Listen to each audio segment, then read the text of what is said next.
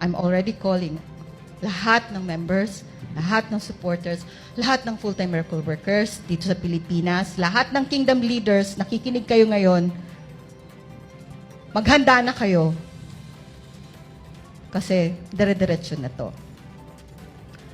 Tayo na ang pupunta sa Malacanang. Hindi natin sila hihintayin na lulusubin tayo. Tayo ang lulusob. This time, Malacanang, hintayin nyo kami. Hindi kami maghihintay kay Torre. Kami ang hintayin nyo. 8 million Filipinos, 8 million kingdom members. This is now a call for us to rise up.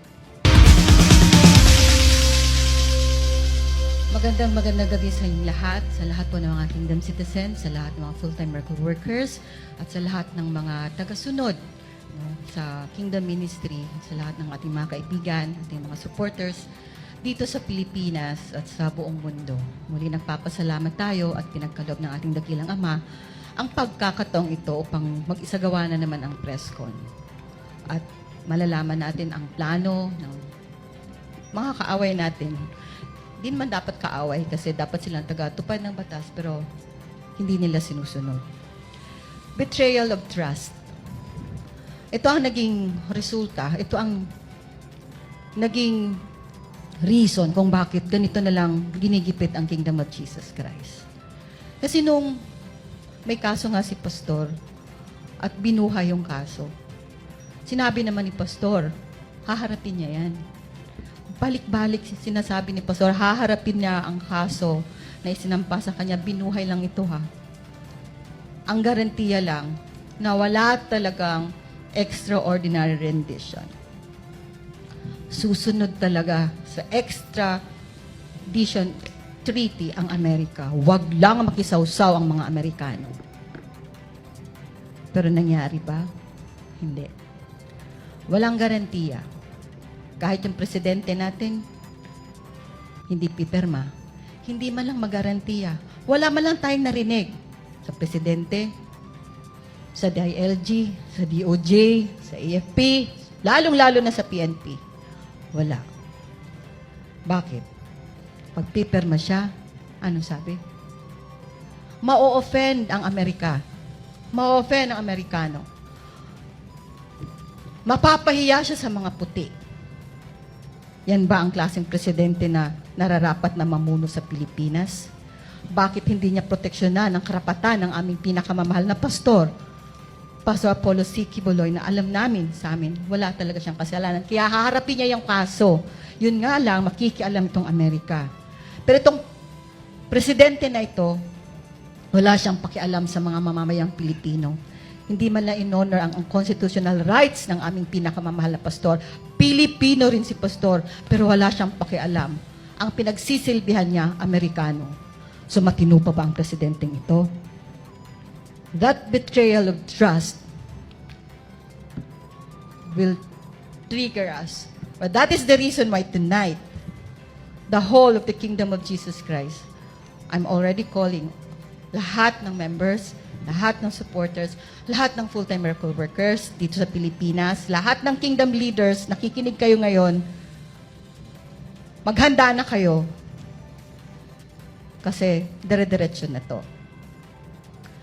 Tayo na ang pupunta sa Malacanang. Hindi natin sila hihintayin na lulusubin tayo. Tayo ang lulusob. Tayo na. Hindi tayo aalis hanggat hindi bababa. Hindi ako nananawagan ng hair follicle drug test. Dahil alam na ng buong Pilipinas, na buong mundo kung anong ang klaseng tao. This time, Malacanang, hintayin nyo kami. Hindi kami maghihintay kay Torre. Kami ang hintayin nyo. 8 million Filipinos, 8 million kingdom members. This is now a call for us to rise up. At wala nang karapatang mamahala pa ang presidente ngayon. You don't have the right now. No? Kasi hindi mo binigyan ng right ang aming pastor, wala ka na ring right na mamuno dito sa bansang Pilipinas. Binaboy mo ang karapatan ng aming pastor, binaboy mo ang Pilipino, isang Pilipino na nagmamahal sa ating bansa, binigay ang kanyang buhay, ibinigay ang resources ng kingdom para maging supporter nitong bansang ito. Pero anong ginawa nyo? Kaya itong nangyayari sa amin, June 10, lahat ng kaso na binuhay nyo, napatay na accusations, fabricated lies, galing sa'yo kasi wala nang nakatali ka na sa Amerika. Hindi Pilipino ang pinaglilingkuran ni Bongbong Marcos, ang Amerika. Kaya tayo mga Pilipino, panahon na.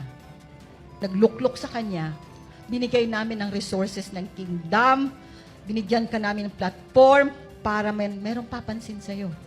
Dahil sa mainstream media noon, wala. Kasi nga mga corrupt kayo. Wala talagang hininiwala sa pangalang Marcos. Si pastor lang ang nagbigay ng platform sa'yo. Pero ito, ganun nga. Ingrato ka. Wala eh. Hindi ka naman talaga totoong naglilingkod sa Pilipinas. At ngayon, ayan. Pinagbili mo ang aming mahal na pastor sa Amerika. May timeline ka.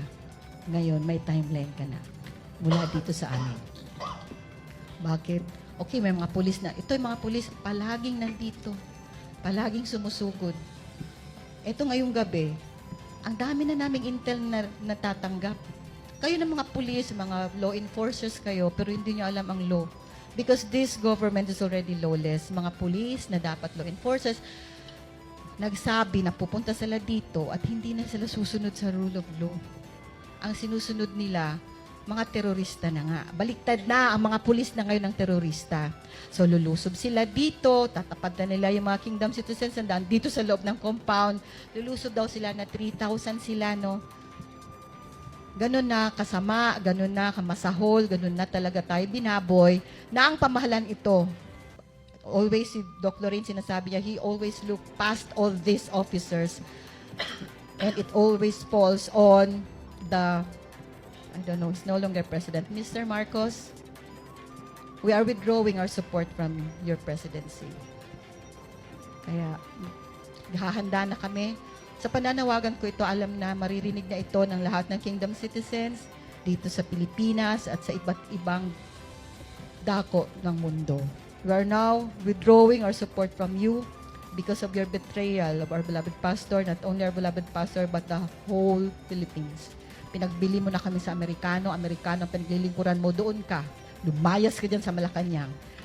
Bababa ka. This will be the night. Ito ang pabilo ng rebellion against sa pamahalaan, this lawless, evil regime of Bongbong Marcos Jr. So sa lahat ng mga Pilipino na may pagmamahal sa ating bansa, sa lahat ng mga kingdom citizens, sa lahat, sa Maisog, alam ko mananawagan din ang aming mga kasamahan dito. So hindi lang siya dapat ma-impeach. Kasi hindi naman talaga dapat ma-impeach. Bumaba ka na dyan. Bumaba ka na dyan. And the clock is ticking. You're running out of time. While there's still time, magbalot-balot ka na. This time around, alam ko maraming nananawagan. Pero ito ang pananawagan na pakinggan mo. Kasi pananawagan na ito, hindi lang ng mga Pilipino. Because there are watchers in heaven. Sagad na ang kasamaan mo. Sagad na ang pagpapahirap mo sa Pilipinas. This country is sick because of you. The healing will start only if you are gone from your office. You don't deserve that office. You don't deserve the Filipinos, so you do not even deserve our respect anymore. So yon, ito ngayon ang magiging tema ng presko na ito. So buong Pilipinas, magkaisa tayo. At muli, nananawagan ako, we are withdrawing our support from this regime, this evil, lawless, corrupt regime of Bongbong Marcos. Magandang gabi.